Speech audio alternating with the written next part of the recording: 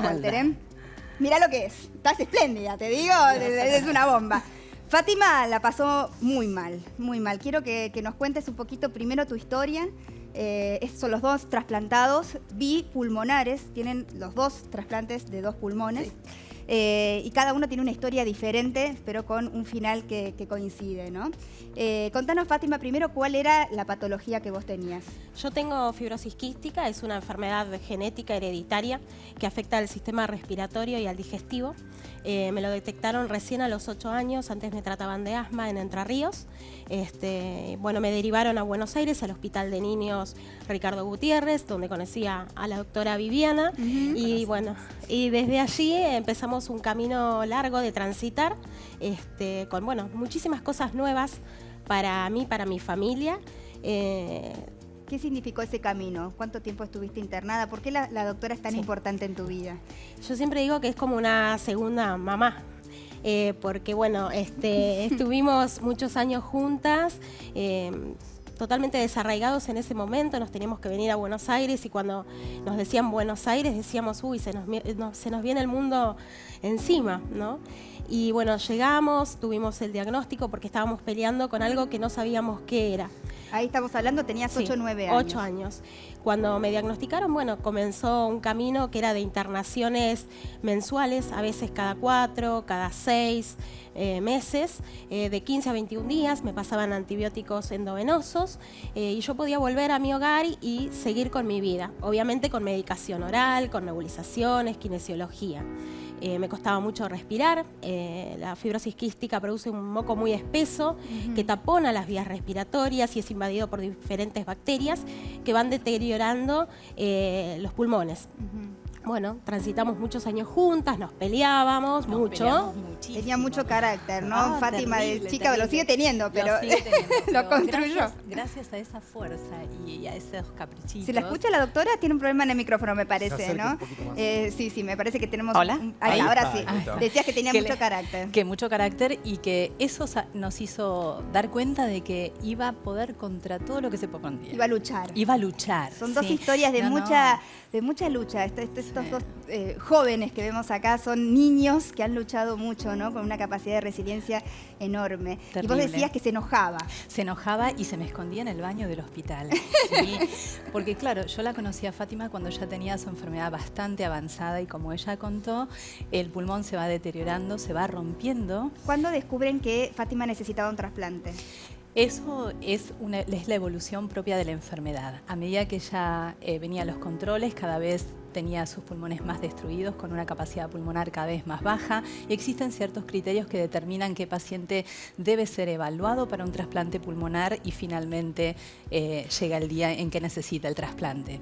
Fátima estuvo... ¿Cómo conociste vos la noticia, Fátima, y en qué momento de que necesitabas ser trasplantada? Bueno, en primer momento la doctora un día me dijo, tenemos que hacer los estudios para el trasplante, nos volvimos a pelear. Esa fue una de las veces que se escondió en el baño. Sí. Y no sabes, Mariana, cómo me insultaba, perdón. No te quiero ver más cada vez que vengo acá, vos me decís que está todo mal. Digo, Fati, tenemos que charlar, esto es muy importante para vos. ¿Qué te pasó a vos cuando te enteraste de la noticia que tenías que ser trasplantada?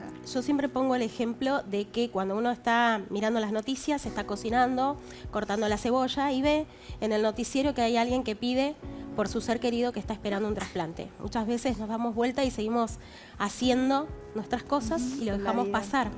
En mi caso, por mi enfermedad, nosotros con mi familia sabíamos que en algún momento esto podía pasar, pero siempre lo manteníamos lejano.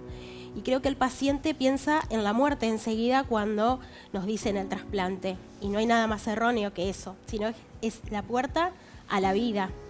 Así que yo no quise saber nada, me fui, no volví, nos contactábamos por ahí, pero la vida, digo siempre que uno vuelve a los lugares donde amó la vida y donde te aman.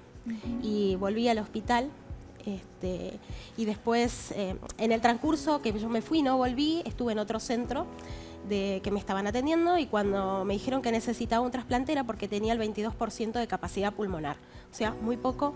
O sea, necesitabas asistencia de oxígeno. Sí, primero comencé en las noches a usar oxígeno para descansar y después tenía que ser a las 24 horas. Yo salía de mi departamento, iba por la calle y no quería usar la mochila de oxígeno porque me daba vergüenza, porque la gente me miraba. Entonces agarraba el celular en la esquina y me hacía la boba como que estaba mandando un mensaje y descansaba y seguía. Ese era tu día a día. Ese era mi día a día. 22% de Sí. capacidad pulmonar. Y vos sabiendo que necesitabas un trasplante, que eso te iba a dar vida, pero si llegaba el órgano, Exactamente. ¿no es cierto? Y bueno, cuando en el centro me dijeron que necesitaba un trasplante y comencé con todo la burocracia primero de la obra social y de todo el papelerío que hay que hacer, bueno, ya era oxígeno dependiente, ya O sea, tenías que salir con la mochila. Ya no me importaba que me vean con la mochila y cada vez se notó más. ¿Cuánto y tiempo pasó desde que vos te enteraste que tenías que ser trasplantada hasta que finalmente se dio? Habrán pasado 2 años. 2 años. 2 años. Sí. ¿Y esos 2 años cómo fueron? O sea, ibas con la mochila, decías, bueno, fue un increyendo, pero, o sea, ¿qué no podías hacer o qué era lo único que podías hacer? Primero eran internaciones casi constantes. Ujú. Antes eran cada 6 meses y después eran cada 4, cada 2. Y me desnutrí, muy flaquita, no podía respirar, tenía mucha tos, se me iban notando en las facciones de mi cara y de mi cuerpo que algo no andaba Ahí estamos bien. viendo una foto en pantalla. Sí. ¿Eso fue en qué momento? Eso fue inmediatamente post-trasplante. Post-trasplante, sí. Sí. En Eso ese hace- momento vos me contaste que estabas muy flaquita, vos decís recién Sí, desnutrida. yo Yo pesaba recuerdo 30 el día, kilos. perdón, Fati, el día que ella llegó, el día que la internamos en Favaloro, cuando la vi entrar realmente la miré y le dije, Fati, es hoy, Es hoy. es hoy. Ambas nos pusimos a llorar, pero dijimos, bueno, ya está. Para esto estuvimos preparándonos mucho tiempo, para esto estuvimos luchando mucho tiempo y nada, llegó el momento. Y ahí te internaste para hacer. ¿Ya sabían que estaban los órganos o no? No. Todavía no sabías, estabas No, a la no. espera. Sí, yo entré en lista de espera el 9 de abril del 2014. Estaba con 30 kilos, no podía respirar bien. Me internaron en terapia en Favaloro. Estuve en terapia intermedia hasta que, bueno, el 29 de mayo, un día antes del día de la donación de órganos, el doctor Osés de Fundación Favaloro se acercó a mi cama y me dijo, Fátima, estamos en condiciones de ponerte en emergencia nacional. Y un paciente que tiene o que recibe esta noticia sabe que cuando está en emergencia nacional tenés muchas chances de que llegue un poco más rápido el órgano, pero también de que la cosa está muy crítica. Bueno, y yo lo miré y mientras lloraba un poco, lo miré y le dije, sí, doctor, póngame en emergencia nacional. Eso fue a las 9 de la mañana y a las 11 yo ya estaba en emergencia y bueno, todo Entre Ríos estaba apoyando, bueno, toda la gente que me apoyó de muchos lugares, amigos, profesionales que me han atendido durante toda la vida, hicieron una campaña sobre la donación. Y bueno, tuve un operativo fallido el 4 de junio, los pulmones no estaban en condiciones, que llegaron no estaban en condiciones para que me O sea, trasplanten. pensaste que te iban a trasplantar y no pudiste. Hubo un operativo, me prepararon para el quirófano, estaba esperando en mi habitación y bueno, en un momento llegó una doctora y le dijo a mi papá, puertas afuera, que no podía ser porque bueno, los pulmones no estaban en condiciones. Entonces yo lo miré a mi papá y le hice no y me di vuelta en la cama y me dormí. A las horas le pedí que por favor lo llamaran al doctor Alejandro Bertolotti, que es otro de nuestros héroes, quien nos trasplantó. Y le pedí que hiciera algo por mí porque yo ya no podía más, no podía respirar ni con las cánulas, ni con mascarita, con nada. Entonces él se acercó y me dijo que me iban a conectar a un pulmón artificial que se llama ECMO, que oxigena a mi cuerpo, lo que mis pulmones ya no podían hacer. Me indujeron al coma y me pasaron a otra terapia.